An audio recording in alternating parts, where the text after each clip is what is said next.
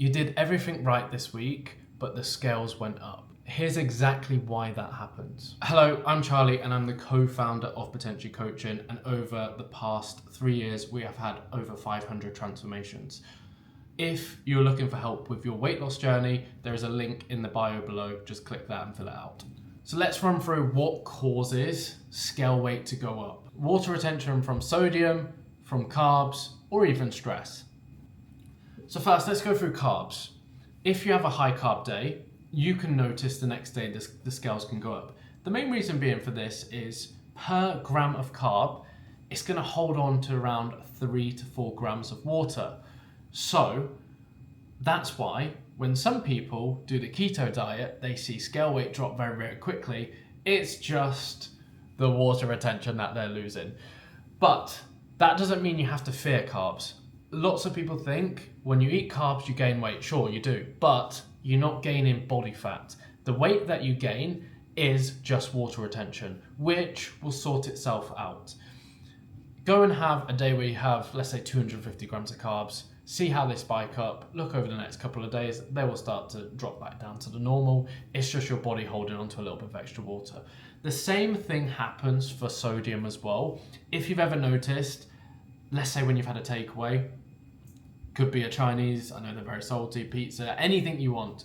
But if you stepped on the scales the next day, they've shot up and everyone thinks, oh my God, I've had a takeaway, I've gained so much body fat.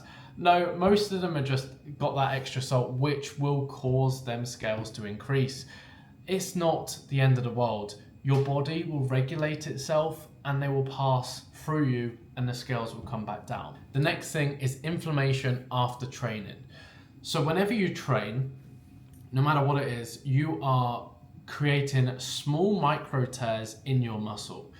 Now that's totally fine. That's how your body grows muscle. So you'll add the little tears from the stimulus, from the training, then it will grow back thicker and it will grow back stronger. That's how you grow muscles. So the feeling that you get DOMS, delayed onset muscle soreness, is just the micro tears, and that's your body healing. But during the healing stage, your body will hold on to water for the repair. So a day after hard training or a day after like a long run, something that's tested your body, your scales will spike up. That isn't a case of you've eaten bad that day. That isn't a case of you've gone off plan. You could have done everything right, but the scale still went up. That just is your body recovering from training. It's not bad at all. The next one can be hormonal fluctuations. Now, this is especially worse in women. So women and men, they have two different cycles. A male cycle is around 24 hours. Peak hormones for a male in the morning, and as it goes through, it tapers off. Whereas a woman, they have their, let's say, 28 to 32 day cycle, however long their period lasts in like the normal cycle. They'll go through each stage, and through each stage they have different hormones that will peak and trough. When you are about to come on your period, you have a decrease in your estrogen. That decrease in estrogen can cause you to hold on to more water. When you hold on to more water, you're going to step on the scales the next day heavier because water adds extra weight to you. So during your monthly cycle, you could see the scales increase a kg, 2 kg, 3 kg, and that could just be water weight. It doesn't mean you're gaining body fat. If you can hands down say that you've stayed in a calorie deficit during that time, how can you gain body fat? It is just going to be the water retention that you are holding on to. The fourth reason can be your digestion. So, if you haven't gone to the toilet for 4 days, where is all that food going? Nowhere. It will be stuck inside you. That means when you step on them scales, if you haven't relieved yourself, it's just extra weight that you're holding on to. You could also look at your hydration levels. You could look at whether you've actually gone to the toilet. It's all going to show on the scales. So if you've got food still in your gut, that is going to add weight to the scales. If you're dehydrated, that's going to change the scales. If you've drank loads of water before you step on the scales, that's going to impact what the scales say. So when it comes to weighing yourself, always factor in, have you gone to the bathroom recently? How much water have you drank? Have you drank anything before stepping on the scales? Have you eaten anything before stepping on the scales? So if you're weighing in the evening to the morning, you're always going to be lighter in the morning because one, you've not consumed anything, you've not eaten anything, you've not drank anything. As the day goes on, you're eating more, you're drinking, that's going to impact what the scales will say in the evening. So try and weigh in every single morning. And the final reason why the scales are going up is just you're not reading them correctly.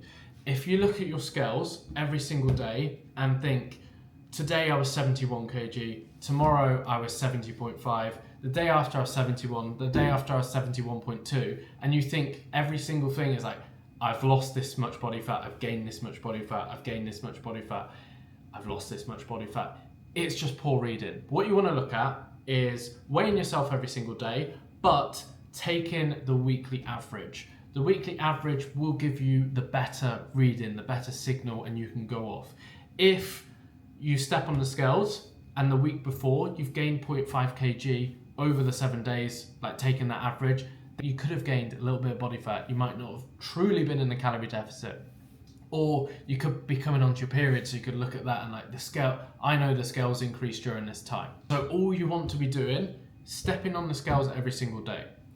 Take that reading across the week, divide it by 7, use that as your average. Then what you want to look at is how it's gone over a 4-week period. I'm going to say this as a male. So week 1, I was 70 kg. Week 2, I was 69.5 kg. Week 3, I was 70 kg. Week 4, I was 69 dead on kg. I will know over that period I have lost weight. It would probably be a lot more than that. I just wanted to give a fluctuation of how it was, but you can still see it's going down. Another example could be, let's say I'm female and week 3 is when my estrogen drops off and I start to have that increase. So week 1, I was 60 kg. Week 2, I was 58 kg. Week 3, I was back up to 60 kg. Then my period has passed. We're into week 4, I was 67 kg. Kept consistently in the deficit throughout them 4 weeks. And you can see you came out the end 3 kg down. If you like this video, make sure you press subscribe. I'm going to be posting 2 fat loss videos a week to help you with your weight loss journey.